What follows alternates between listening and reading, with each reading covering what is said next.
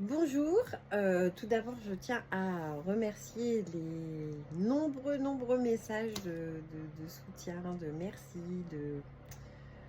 qui m'occupent au quotidien puisque, on a beaucoup de conversations donc je suis très heureuse, merci. Et puis je voulais aussi, répondre, à deux-trois petites questions, très sympathiques, qui m'ont été posées.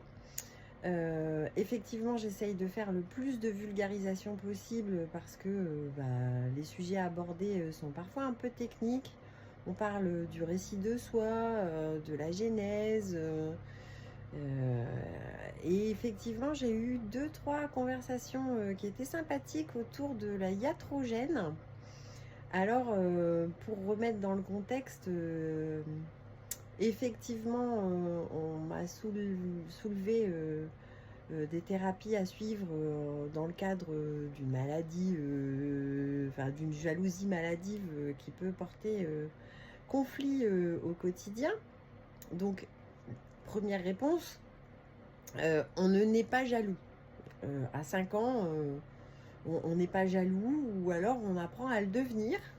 Ça fait pas partie, de notre concept. Effectivement, quand on rencontre quelqu'un qui a 30 ou 40 ans et qui est un peu jaloux, effectivement, une petite, remise en question, un petit parcours thérapeutique peut être, tout indiqué, si la personne veut le faire. Parce que si la personne ne veut pas entamer ce genre de démarche, c'est peine perdue. Ensuite, l'effet, iatrogène, en fait, c'est quand, en fait, la thérapie, crée plus de problèmes. C'est comme si on prenait un médicament qui nous rendait encore plus malades que le souhait, de la thérapie initiale.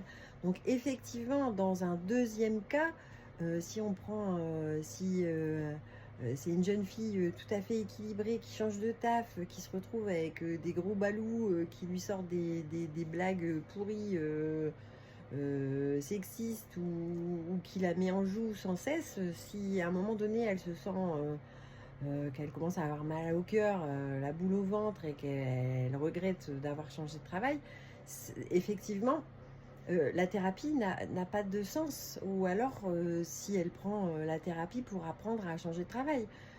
Parce que là, effectivement, c'est pas c'est pas la personne qui est en indélicatesse, c'est bien le groupe qui éventuellement,